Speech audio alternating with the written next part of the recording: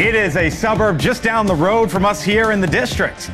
The Attorney General revealing today it's also the site where the feds nabbed one of the top leaders of one of the most notorious Central American gangs, MS-13. He is an illegal alien from El Salvador, and he will not be living in our country much longer. If you're here for a minute, a day, a month, or a year, you've been here far too long.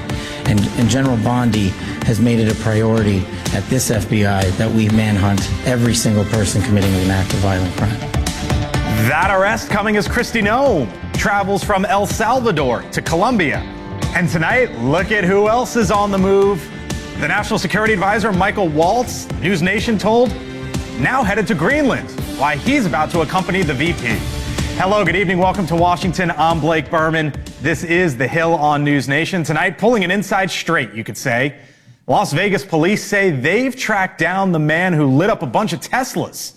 A different kind of cheddar in Wisconsin. Elon Musk now has a new $1 million giveaway. And you heard it here first on The Hill. We told you about this last night. We said, keep an eye on Elise Stefanik.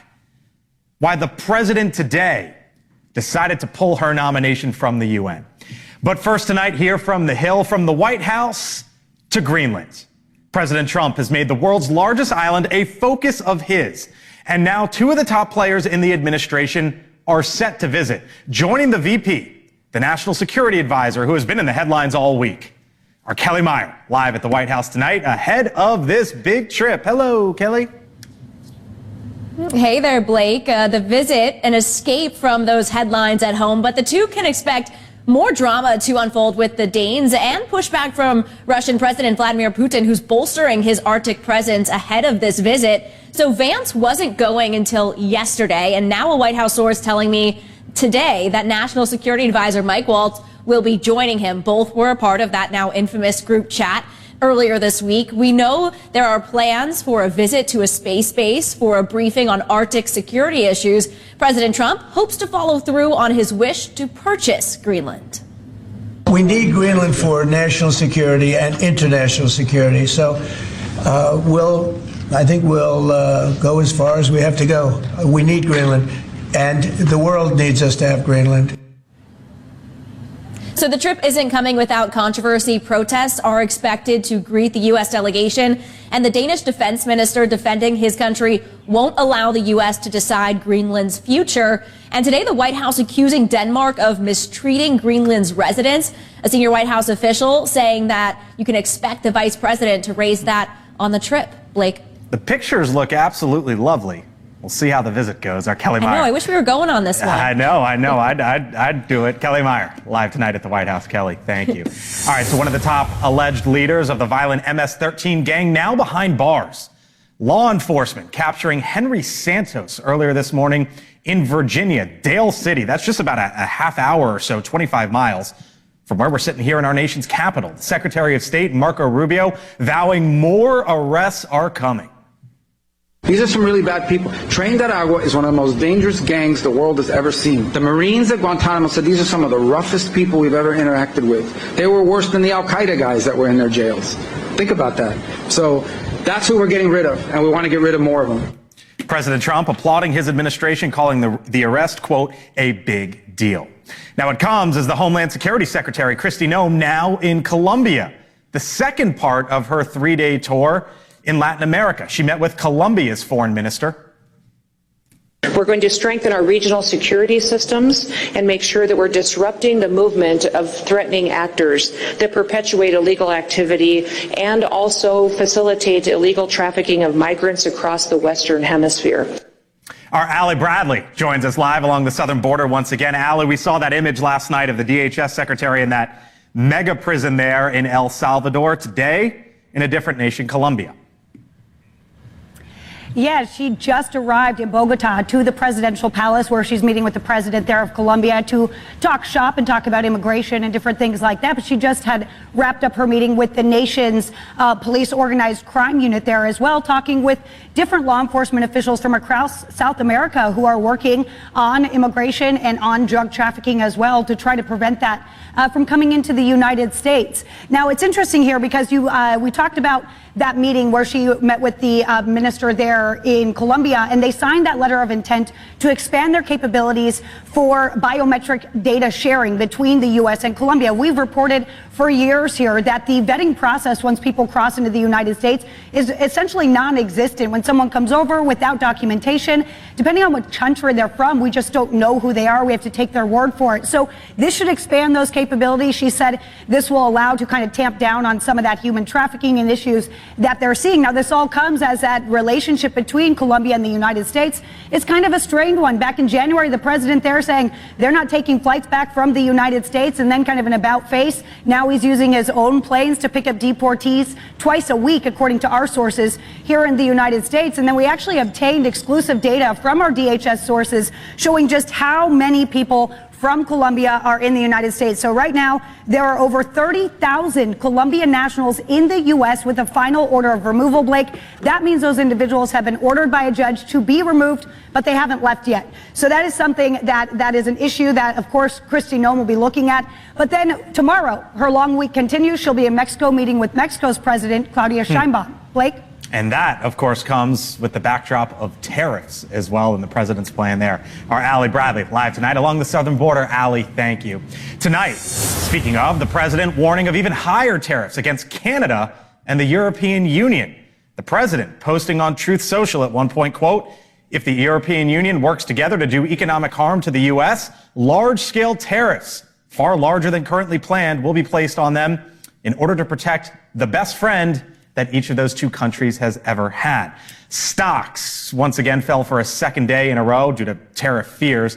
Yesterday, President Trump announced tariffs on 25% on all automobile imports. Tonight, meantime, the Department of Health and Human Services, the latest federal agency to downsize its workforce.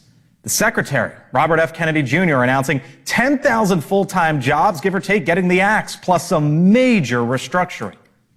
We're going to eliminate an entire alphabet soup of departments and agencies while preserving their core functions by merging them into a new organization called the Administration for a Healthy America, or AHA. AHA. Our Joe Khalil joins us now with what these changes are. 10,000 workers, we're learning. Yeah, 10,000 workers and serious restructuring. So in that video, Secretary Kennedy basically said, for the last couple decades, we have spent more per capita on healthcare than any other country by far, and we're not getting the results. Why are we paying so much?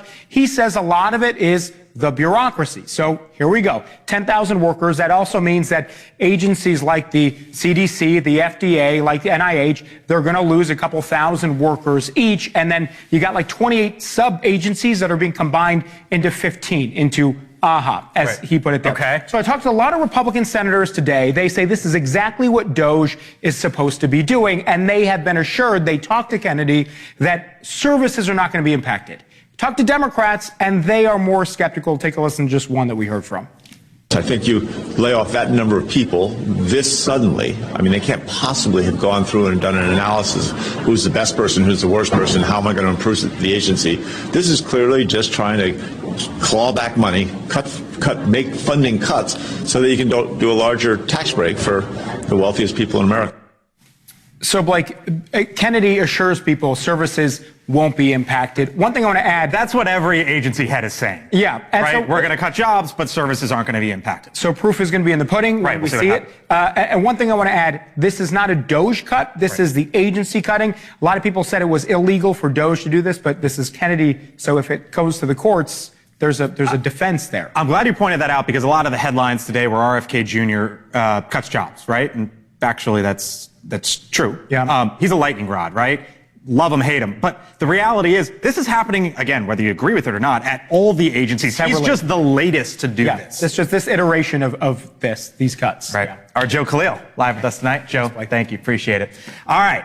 RFK Jr., by the way, joins Cuomo tonight to talk about the latest rounds of cuts and what is next on his agenda. That is 8 o'clock Eastern. Right here on NewsNation. Chris Cuomo, RFK Jr. Don't want to miss that. Still to come tonight here on The Hill. We told you to keep your eye on this. Last night at this time, we said, watch Elise Stefanik.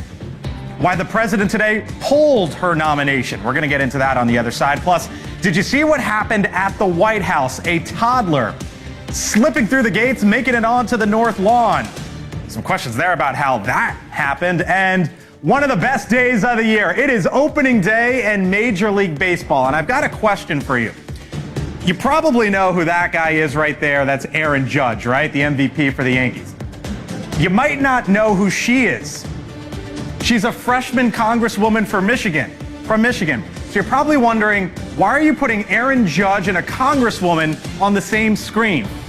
Turns out, she might be the Aaron Judge of politics. I'm going to explain it on the other side of the break with the man behind the numbers, Scott Tranter from DDHQ. Stay with us. This is NewsNation, ranked least biased among news channels. That's why we're America's fastest growing cable news network. Go to joinnn.com to see for yourself. All right, so if you were watching us last night here on the Hill, we were the first ones to raise this question. What could happen in New York for the soon-to-be vacant seat for the Republican Elise Stefanik? Myself, Chris Steyerwalt, Scott Tranter, asking that because of what's potentially happening in the state of Florida. A new poll showing Mike Waltz's open seat there, which he won that district, by the way, by 33 points in November. But with the vote there on Tuesday, that poll now shows it could be within the margin of error. Roll it.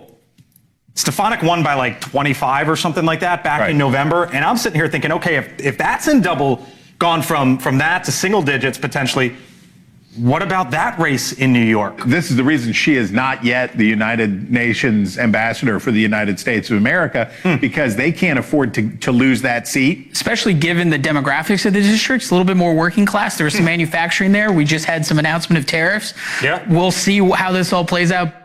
Well, would you look at that? This afternoon, President Trump pulling Stefanik's nomination to be the UN ambassador. The president, in a post, in part, cited concerns of having someone else to potentially run for her seat.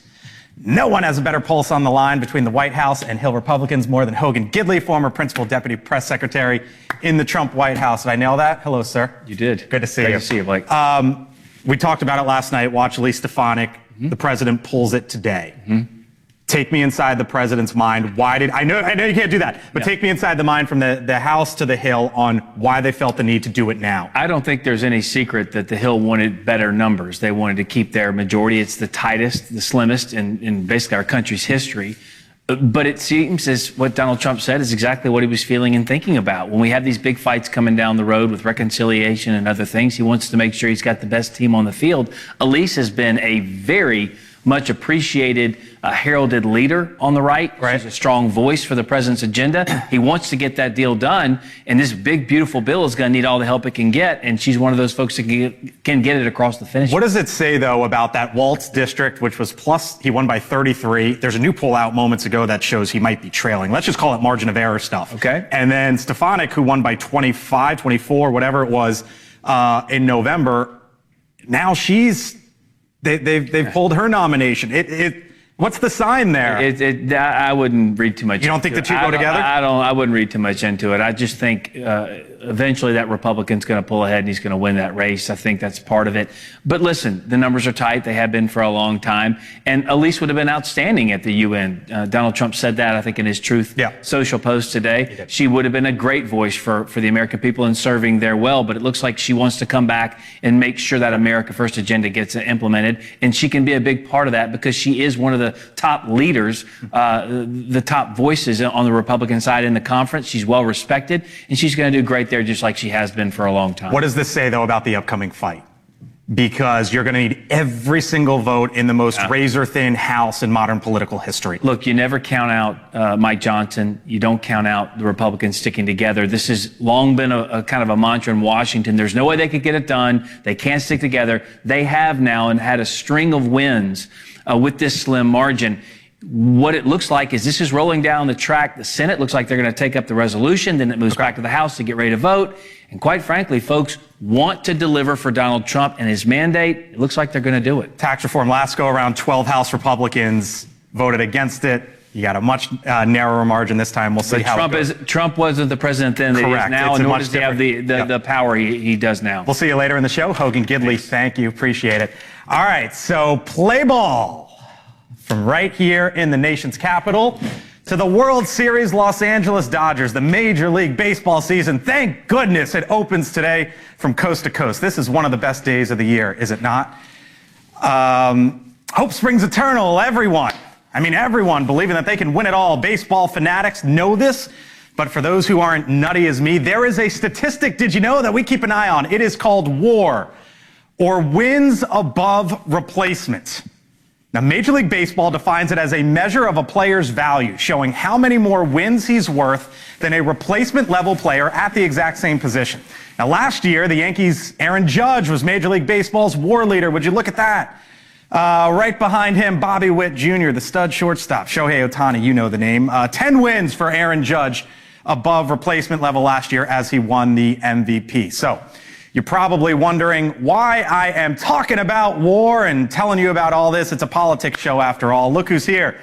The man behind the numbers, Scott Traynor, data science director at DDHQ. Brad Howard is a Democratic strategist. All right, here's why we're talking about it, because Brad sends me a post, a few weeks ago, saying, did you know that there is political war? Let me show it to you. So this was put together by the folks over at Split Ticket, and they looked at the last election. And basically what it shows are the top politicians who did better than the average. And would you look at this? Democrat, Democrat, Democrat, Democrat, Democrat, with the highest at 8.5, the Congresswoman Kristen McDonald-Rivet from Michigan. I had no clue there was such a thing, Brad. Yeah, I think this is a fairly new thing they've taken to politics here recently. And so I think what we're looking at this is, for instance, as the Democratic Party moves forward and wants to know where it should go, who it should listen to, and which voices to elevate, let's look at the ones that are performing better than expected. Okay, so we're going to get there in a second. This is legit, though. Yeah, I ran this by Traynor. I'm like, is this legit? You're like, yeah, this is the real stuff. Yeah, the Split Ticket guys know what they're doing. This is a very smart way to quantify quality of candidate, which is what we argue about all the time. They're putting some numbers to it, and the numbers back it up, because we look at how these candidates perform against their district, and they tend to overperform. And what's unique about this? Yeah, what do you see here? Yeah, what's unique is they're trying to take out as many differentiating factors as possible. They're trying to tailor it to that district, the dynamics of that race, and then testing how the candidate should perform compared to a generic Democrat. All right, so let's go to the next slide here, because there's a story that it tells, which is the moderate Democrats had the highest WAR. Okay, these are Brad Howard's folks, the Blue Dogs, okay, which are basically the moderates. And you can see they overperformed, for example, the progressives or the Justice Democrats. And you think there's a lesson to learn here? Yeah, I mean, just like in baseball, if you're looking to see who's your most valuable players, who's the most valuable players in the party, you're seeing the Blue Dogs consistently outperform the expectations of their district. And for the folks at home, I guess the lesson there would be stop listening to the far end of the party? Yeah, because not only are they not doing as they should, they're doing much worse than they should, almost to the tune of 5.5 points. I mean, that's a pretty big differential when you're talking races that live on the margins. Take it back to the previous slide if we can, because I mentioned, Traynor, that it was Democrat, Democrat, Democrat, Democrat, all overperforming, right?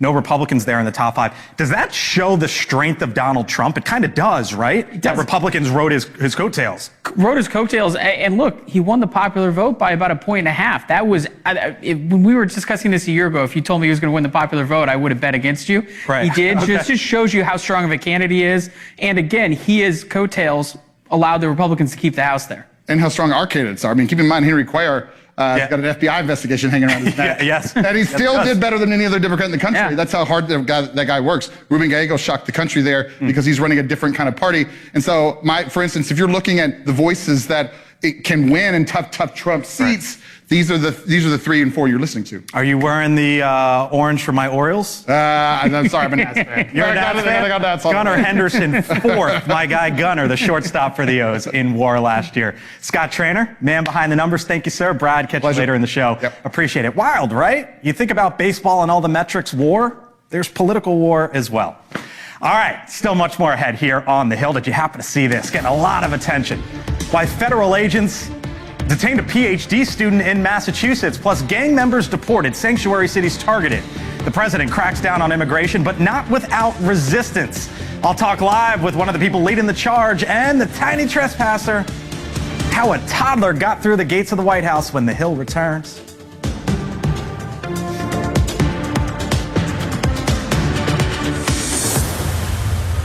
You're listening to The Hill on NewsNation's audio stream. Available 24/7 on the NewsNation app. Or just say, Alexa, play NewsNation.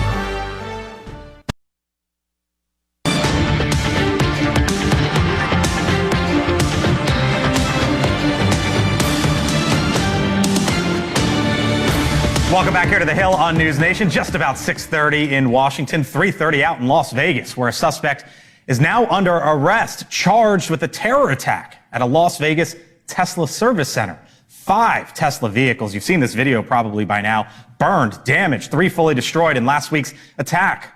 Police say the 36-year-old Paul Kim spray painted the word resist across the Tesla center's front doors. He then allegedly fired gunshots into the vehicles, used Molotov cocktails to set them on fire. The FBI today with a message to Tesla attackers or those considering the same. There's nothing courageous or noble about firebombing private property and terrorizing your local community. The self-righteous mob that's cheering you on today to commit acts of violence on their behalf will leave you high and dry and forget about you tomorrow. And at the end of the day, you and you alone will be held responsible and face the prospect of a lengthy prison sentence. Now, the Las Vegas Metro Police and the FBI now investigating any connection to potentially other attacks against Tesla vehicles and facilities. The Secretary of State, Marco Rubio, now revoking the student visa of the Tufts University student Rumeysa Öztürk. We gave you a visa to come and study and get a degree, not to become a social activist that tears up our university campuses. And if we've given you a visa and then you decide to do that, we're going to take it away. Öztürk was detained by the Department of Homeland Security Tuesday in Massachusetts for, quote, engaging in activities in support of Hamas. A federal judge now asking why she was transferred to a Louisiana detention facility despite an order to keep her in the state of Massachusetts. Also today, just 30 miles outside the Capitol here, just down the road, Dale City, Virginia, an alleged top leader in the violent international gang MS-13 was arrested. The White House press secretary, Caroline Leavitt, calling him a, quote, national ringleader of the brutal MS-13 gang. This as the White House continues its crackdown on illegal immigration. February was the lowest monthly encounters on record, coming in at under 10,000. But the president is also facing pushback from sanctuary states, sanctuary cities. California, for example, has been at the forefront of challenging the president's immigration agenda. A coalition of blue jurisdictions led by San Francisco filing a lawsuit against the Trump administration last month over its threat to cut off funding for sanctuary cities. San Francisco City Attorney is David Chu, joins us live now here on The Hill. David, thanks for being with us tonight. Appreciate it, sir. Thanks for having me on. So the president the other day, earlier this week, hinted at the idea of an executive order for sanctuary cities. If/when that happens, let's just take the president for what he said. You know where this is probably going, David. It's probably going after federal funds. As far as I understand it, about 11% of the roughly $16 billion budget of your city comes from federal funds. So what are you going to do then if he comes after the money? Well, we've seen this playbook before. During the first Trump administration, he tried to go after hundreds of cities around the country, threatening to take away funds over sanctuary policies. We had to defend our rights in court. The courts actually sided with us. Sanctuary policies were found to be illegal. What President Trump was doing was found to be unconstitutional. Unfortunately, he is trying to double down again. He has redoubled his threat to try to take away funding. He has also threatened to prosecute public officials in this space. He has brought lawsuits against the city of Chicago, the states of Illinois and New York, to do something that unfortunately is not legal. So you say that your policies are legal. You've also been quoted as saying sanctuary city laws improve public safety. I'm looking at San Francisco, January 23, ICE removed an illegal immigrant convicted of sex with a minor. February 8th, 2 men convicted of lewd acts of a child were found and taken out. Another man wanted for homicide in Mexico. How can you make the case that the policies improve public safety when we've seen ICE go in and remove people like this? You've actually just helped us make our case on what we're trying to say here, because sanctuary policies are about improving trust between immigrant communities and law enforcement, about making sure that victims and witnesses are coming forward, working with our local police officers But those happened at the start of the administration, not at the end of the Biden administration or during it, right? This is after the president came in. Actually, there have been plenty of arrests during this time period. We are trying to take criminals off our streets. And we have hundreds of police chiefs around the country who agree with us. The studies show that not only are immigrants committing less crimes, but sanctuary jurisdictions have actually seen no increase or lower crime rates. And what we're trying to do is keep peace within our borders. But that being said, it is the job of the federal government to enforce lawful immigration laws. It is not the work of state and local police officers to do this. It's not the role of our local law enforcement to become deputized as ICE agents. Do you give the administration credit for the numbers at the southern border? You're there in California. There have been plenty of folks who were also detained under the previous administration. No, I know, but do you give this administration credit?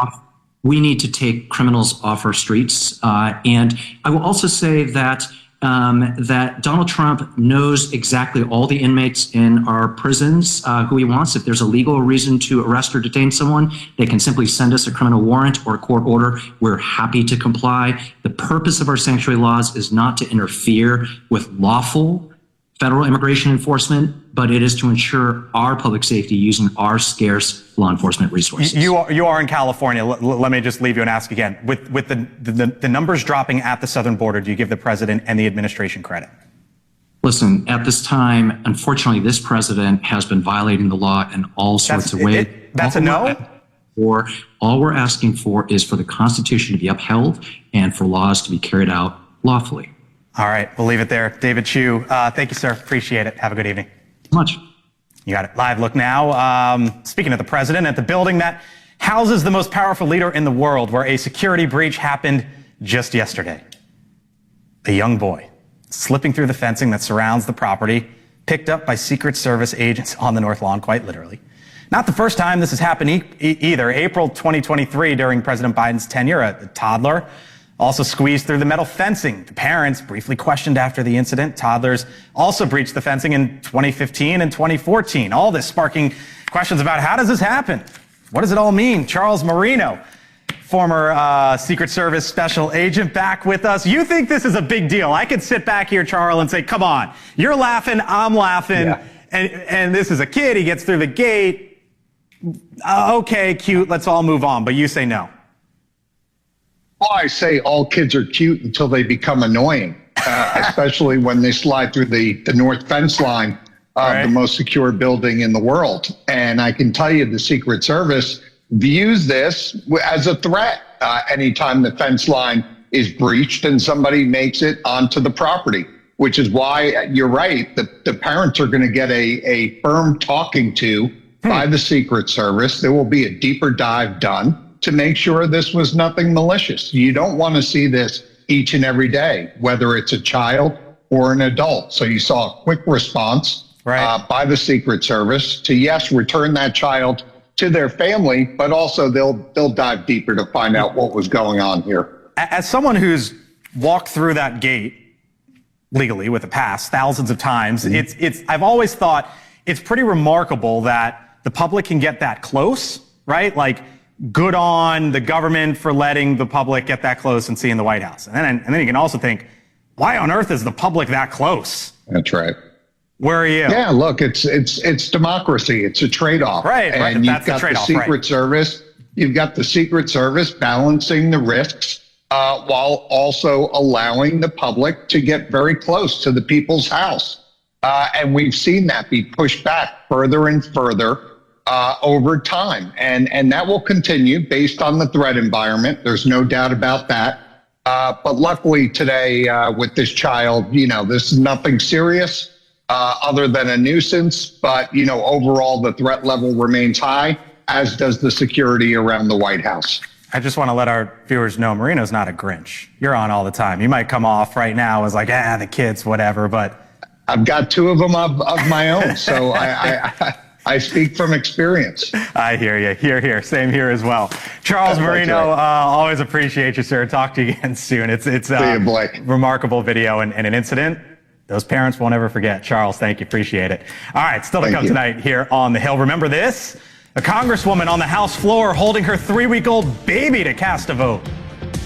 Congress does not allow remote voting, but could that soon change? Plus, there's this. We're not fulfilling President Trump's Doge agenda. That, Tim Burchett, you know him, he's on the show a bunch, Republican. Why is he sounding off on his own party? Stay with us.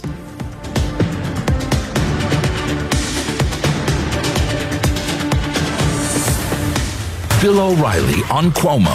Number one, you're a cheap front. America's favorite sparring duo with TV's liveliest, most honest debate. You have a tie on that goes with nothing else. Tonight at 8, 7 Central, only on NewsNation. I'm Blake Berman, and you're listening to NewsNation, news for all America. To find NewsNation on your screen, go to joinnn.com. All right, the Republican Congressman Tim Burchett, a regular on this show, taking to social media earlier today, doing what he does, posting a selfie video on Capitol Hill, railing against many of those in his own party when it comes to pushing forth the GOP agenda. I'm sure I'll catch hell for saying this, but we didn't. Our approval rating is right above those people that are scraping Teslas right now. And you know, we're running around the country hollering about all this stuff, and Trump won overwhelmingly because of the Doge agenda, cutting this stuff out, and we're not cutting nothing out. So as Musk takes his chainsaw to federal agencies, the congressman lamenting that his party is taking up some measures, but still isn't seriously taking on spending. Full panel here with me now. Brad Howard is a Democratic strategist. Hogan Gidley back with us, former principal deputy press secretary in the first Trump White House. Denise Gitsham, NewsNation contributor, former aide in the George W. Bush administration. And Chris Hahn, watching a little bit of baseball, hanging out remotely. Yanks or Mets? Chris, which one? Yanks, baby. Yanks. All right, there we go. All right, so let me start with Hogan. What's going on right now? Because you've got, obviously, he has his issues with spending, but it is kind of like a holding pattern right now for your party up on the Hill, trying to figure out where y'all go next. First of all, Chris and I may only agree on Yanks. So okay, there you go. Panel. All right. Look, Burchett, one of my favorite members, the lovable curmudgeon that he is, really sharing a lot of what the Republican Party is concerned about, and that's spending. We just passed a CR over there that actually reduced spending a little bit. That's a short-term bill. So he should be a little happy about that, yes. But look, the Doge effort, which is exposing all this misuse and misspending of taxpayer dollars, is going to be quantified, qualified, and then codified into law at some point. And once they begin to build that list out, Congress is going to act on it. So the last thing that Hogan said, I think, is the crucial one, which is codified into law, which would then say, okay, whatever we found here, sure, you're gone. Right. I mean, that's a huge imperative if we want to actually make change that lasts for the long term, right? It goes past this next round of executive, order pullbacks. So for whoever comes in next. What I think is interesting is that when you come from a district that's, one of the safest Republican districts in America, you have the luxury of saying things like this. You can rail all you want. Why aren't we doing more? Okay. And in fact, nobody else in that position, the Republican Party has to do the hard work of bringing independents along with us on this long road to getting what we want codified. And if we lose sight of that, we're going to lose a lot more than just the House in the next round of elections. So what are you all doing? Just sort of sitting back here right now? First of all, I would tell the congressman to enjoy his poll numbers, because they could be worse, because ours are much worse at the moment. So we're enjoying it. Yeah, I know you are. I can tell. Look, I think there is a growing frustration among both parties of the kind of Congress isn't doing enough, right? Democrats are arguing they're not doing enough to protect and defend, and I think a lot of Republicans are arguing that they're not doing enough to codify what's going on. And I think everyone needs to remember, this is a 4-seat majority, right? Congress is hard enough as it is to get anything done. Then you add into the slim margins, and then 2 chambers, and now you've got 2 versions of the Democratic Party very much at odds with how to handle this moment. It's going to be a very slow crawl for the next 2 years. Han, you're itching to get in. Yeah, here's what I think happened. I think the congressman just came from a meeting where they told them that they were in trouble in their special elections in Florida. Maybe they wouldn't have, maybe they don't, but their seats they should have cruised to.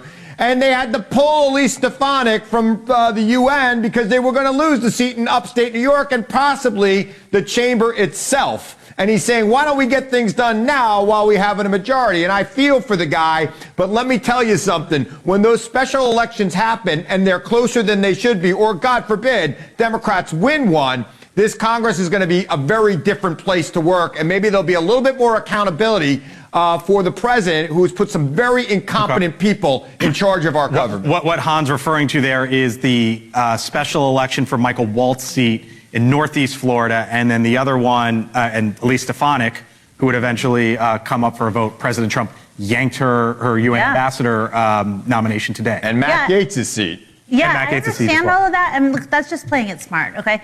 Congressional Republicans are at an all-time high. Is it playing it smart, or is there something there? Both. I guess, yeah. Think both? Yeah, I think it was a why 70-30 not, seat, just her seat. Be sure that you cover all your bases. You don't take any risks. The real thing they're looking at is Lancaster County, Pennsylvania. You had a state Senate seat there that had not gone Democrat since 1890, and it went Democrat. A seat Trump won by over 20 points. That is an alarm bell in like a bellwether section of the part of the country. You know Mike Johnson extremely well. You know Donald Trump extremely well. You just heard Chris Hahn basically do jumping jacks over potentially these two seats on a day in which the president yanked a nomination. Yeah.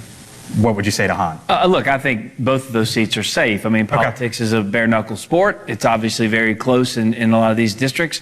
And look, now Donald Trump is in the White House. Republicans control both chambers. You have to govern now. You can't just rally around no and try and stop Democrats. You have to move the America First agenda forward. The people want it. It was a mandate. You have to deliver, or you got some big explaining to do. All right, meantime, Elon Musk raising some eyebrows today when he posted this to X, saying, excited to announce our first $1 million award for supporting our petition against activist judges in Wisconsin. Next $1 million award will be announced in 2 days. Yes, there is a big Supreme Court election in Wisconsin Tuesday, with ideological control of the court up for grabs. Both Musk and Trump weighing in.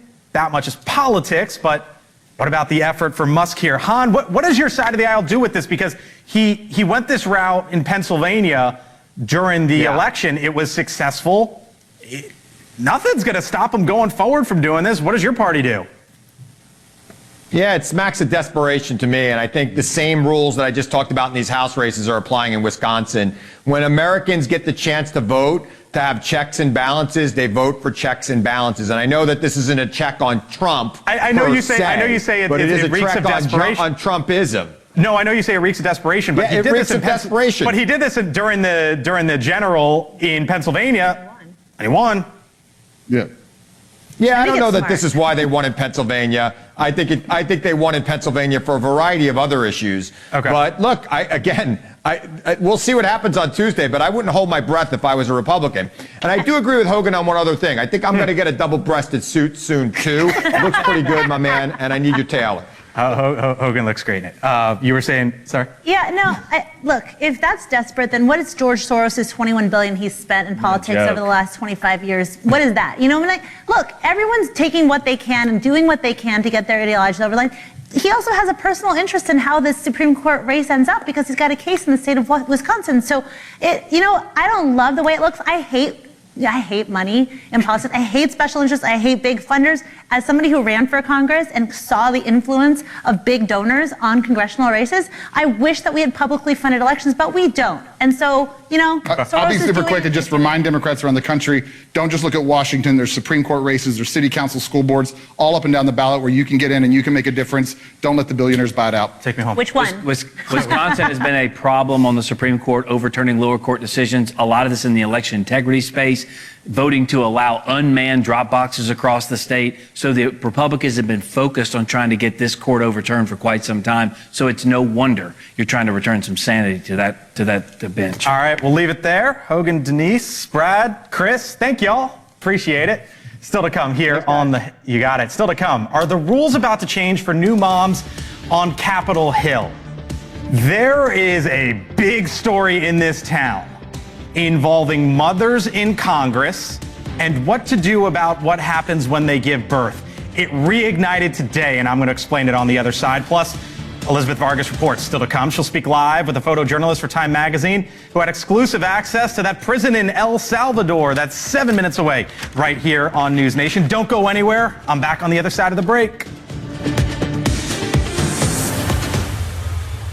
I'm Ashley Banfield, and you're listening to America's fastest growing cable news network, NewsNation. News for all America. After 40 years of entertaining and inspiring audiences in Park City, Utah, the Sundance Film Festival has found a new home, Boulder, Colorado. The Rocky Mountains will start being the backdrop for the Sundance Film Festival starting in 2027. Robert Redford, the founder of Sundance, supportive of that move. All right, it is time for my take now. I can't remember a time really where we ever covered a lawmaker's personal life on this show. But there was a moment last night that I want to direct your attention to. It was that right there. The Republican Congresswoman Kat Cammack was here just moments after announcing that she's pregnant, expecting her first child in August. Here's why we're talking about it. Because the way that things are set up now, the Republican from Florida likely won't be able to vote in the days and weeks around delivery. You might remember this scene from a few weeks ago. Congresswoman Brittany Peterson, after flying to D.C. with her 3-week-old baby. That's because Congress does not allow proxy or remote voting, even for women who have just given birth. But the Democrat from Colorado has a bill that will try to change all that, and it has bipartisan support, including from Republican Anna Paulina Luna. However, Luna claims there is an effort from within her own party to undercut the measure. She wrote today that another member's bill was threatened if they supported the proxy voting one. Now, some conservatives have a general issue with proxy voting. They believe there are constitutional challenges with that concept. Cammack told me she is optimistic for a path forward. As we are seeing more women step into this role of being federal legislators and leaders, we need to adapt. So I'm having those conversations with Representative Luna and Peterson, and of course with the Speaker. I think that there's going to be a path forward. So we want to see more women involved, and that means that we have to make adjustments. So even on the simple question of should members of Congress help their own colleagues who are new mothers, there is a House divided. You'd think this would be a layup. Well, as we start the show every night, we will end it the same way. Welcome to Washington. I thank you for watching us tonight here on The Hill. I'm Blake Berman. We'll see you back here tomorrow, 6 o'clock Eastern. I hope you have a great night.